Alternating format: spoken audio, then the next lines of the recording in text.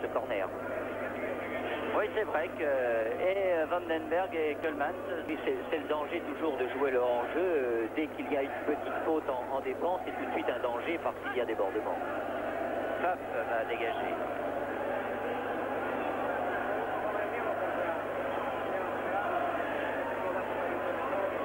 Keulemans face à Watson, c'est Watson qui a eu le dessus. Coles récupère ce ballon. Le ballon n'est pas sorti, dit l'arbitre de touche. C'est Wilkins qui s'en empare pour Thompson, Neal.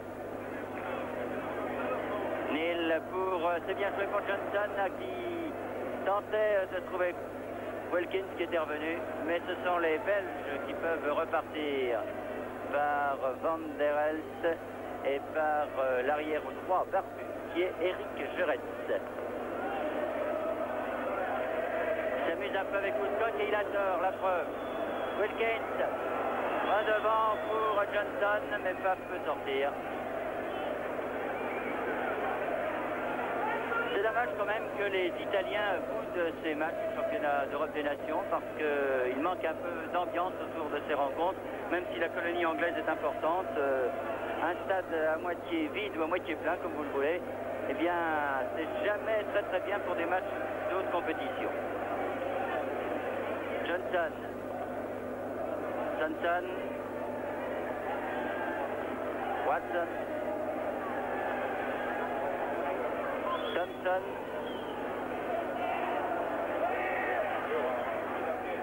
Loin devant. Tactique. Ah, ça fait réussir. Broking. Johnson. Ballon avec effet, non. Meus peut dégager ce ballon. Et on peut toujours voir que les Anglais jouent toujours avec leur arme favorite, le jeu de tête, et qui peut paraître quelquefois naïf pour des initiés, mais pas du tout. Ils jouent avec leur force, avec leur aspect positif, et souvent ça leur a réussi. Oui, il y a parfois quand même et Woodcock et Keegan qui mettent un peu de fantaisie dans ce jeu anglais. Là, il n'y a pas hors-jeu parce que les avants anglais ne se sont pas laissés prendre. Et par contre, là, cette fois, Coppel était hors-jeu. C'était bien vite remonté, les attaquants anglais, pour ne pas se laisser surprendre par la montée des défenseurs belges. Mais ensuite, Coppel, lui, s'est fait prendre. Pour l'instant, la défense belge fonctionne bien, la preuve. Pfaff n'a pas eu un seul arrêt à faire. Mais avec les Anglais, il faut toujours se méfier. Et eux jouent 90 minutes. Vandenberg pour Van der Ekem qui perd pour Woodcock. Woodcock contré, le ballon sera au 6 mètres. On peut remarquer que Woodcock, qui jouait numéro 10 lorsqu'il jouait à Nottingham Forest, équipe avec laquelle il a remporté la Coupe d'Europe, et bien depuis qu'il est à Cologne, il joue davantage en pointe. Il n'a pas retrouvé son camarade Birtles, avec qui il avait fait les beaux jours de Nottingham. On dirait que Nottingham, sans lui, a quand même gagné la Coupe d'Europe.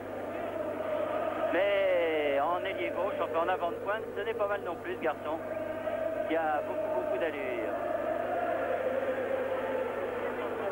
Neal, voilà, pied en avant un peu de Keulemans, l'arbitre laisse avantage. Wilkins.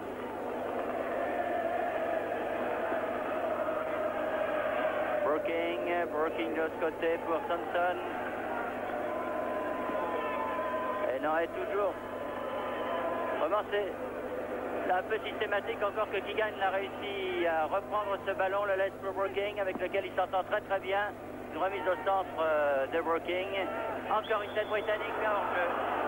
Et ça marche presque.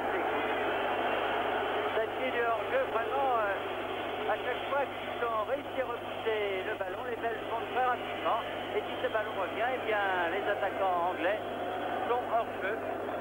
Le public n'est pas content, mais les Belges, avec cette arme-là, bien réussissent à contrer la machine britannique, qui est moins peut-être brillante que les 2 premières minutes que nous avons vécues. On dirait quand même qu'ils se posent peut-être davantage de questions, les Britanniques, devant cette équipe belge. Oui, pour parler du hors-jeu, c'est vrai que c'est une arme intéressante à utiliser, mais qui peut être dangereuse s'il n'y a pas une parfaite harmonisation. Et dans un match, malheureusement, on ne peut pas toujours jouer au millimètre. Woodcock, servi par Keegan. Ah, bien joué face à Milcom. Contré finalement. Et ça repart pour les Belges par Van Moor. Van der Helst. L'Américain, autant dire. Parce qu'encore une fois, il joue au Cosmos. Un bon renversement là-bas pour l'autre arrière, Rankin. Rankin qui est bien contré par Neal. Et ça repart pour Johnson. Et les Anglais arrivent à grande enjambée. Mais Johnson est contré par Coleman. Et c'est un coup franc. Là, il a peut-être pas joué assez vite, Johnson, parce qu'il y avait Copper sur sa gauche et Neal sur sa droite qui était très bien démarqués.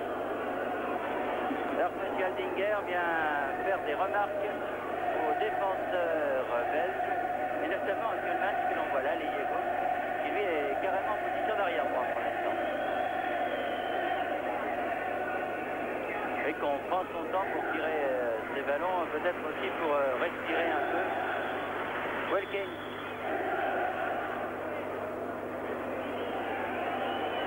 Et on fait retirer M. Aldinger, qui a fait mettre le mur là où il devait être, enfin c'est un mini-mur formé de Van Moor et de Rankin. Et donc on recommence avec Wilkins. Non, peut-être Neal. Non, Wilkins.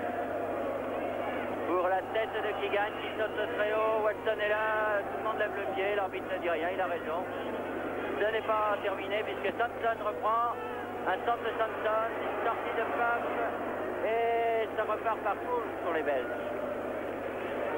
Watson, le stopper, avait plus de couverture car ils étaient en train de monter. Et finalement, Wilkins, qui a très bien joué le coup, a levé tout le monde, les deux défenseurs et le gardien de Paf, qui devait sortir. Du reste, on ne peut pas imputer ce but au gardien. Très bien joué de la part de Wilkins. Voilà peut-être ce qui va débrider complètement cette rencontre. 1-0 pour les Anglais après 26 minutes de jeu. Un but de Wilkins. D'un autre côté, on sait que lorsqu'on perd un premier match, ça savait quelque chose, Michel. C'est terminé en général pour le tournoi, alors les Belges peuvent faire le maximum même s'ils le perdent largement. Oui, maintenant ils doivent essayer de mettre toute leur force dans la balance pour essayer de remonter. Ils en ont peut-être les moyens et surtout un petit peu de jouer devant de façon plus énergique car ils ont été un peu timides. Même s'il y a eu 2 tirs en 1 minute, ils n'ont pas encore évolué de façon cohérente devant, laissant les attaquants un petit peu esselés. Ça fait peur la Coppel parce qu'ils partaient très bien. Et la machine anglaise a l'air de se mettre en route, et quand elle se met en route, c'est dangereux. La Woodcock fauchée par Milcom, c'est un coup franc pour les Britanniques qui maintenant ont pris le match en main. Car si les Belges sont venus, disons, 5 minutes dans le camp anglais, il faut dire que ceux-ci ont nettement dominé depuis le début de la rencontre. Oh, bien sauvé là par Gerrard, car il était aux prises avec Johnson qui était là pour reprendre ce centre. Brooking, non, finalement Thompson.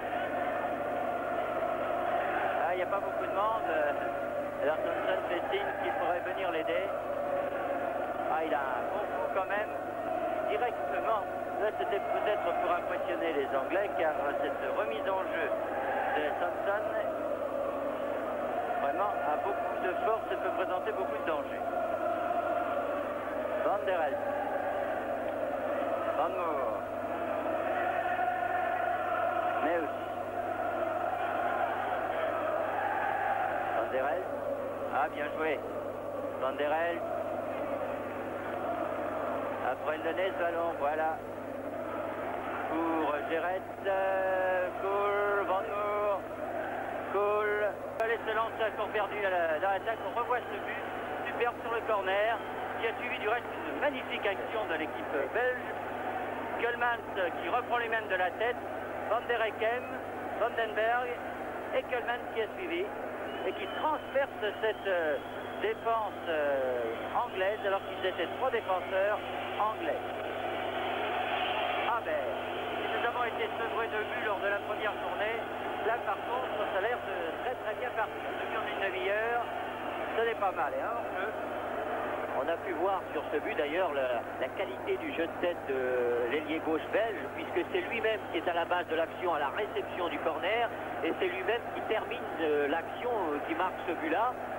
On peut on pouvait voir dans ce match-là que lorsque l'équipe belge gagnait un peu plus en assurance, elle avait perdu son enthousiasme. Il a fallu prendre un but pour qu'elle essaie de se retrouver devant le but adverse. Et c'est ce qui est arrivé. Et les Belges là essayaient d'attaquer à nouveau, mais c'est Keegan qui reprend. Keegan Johnson. Mais les Belges repartent avec le Colt. Kölman. Kölman qui vient de marquer son deuxième but, car on le prend plus pour un relayeur que pour un marqueur de but dans l'équipe belge. Deuxième but depuis qu'il est en sélection nationale, c'est sa 14e sélection nationale, Kölman. Garçon très dangereux, avis à Battiston ou à Janvion. Un marqué de très près, ce garçon. Gérès. Rankin. Van der Ekem. Der Ekem pour Colt, là-bas, la balle va vite, mais il est hors jeu de toute façon.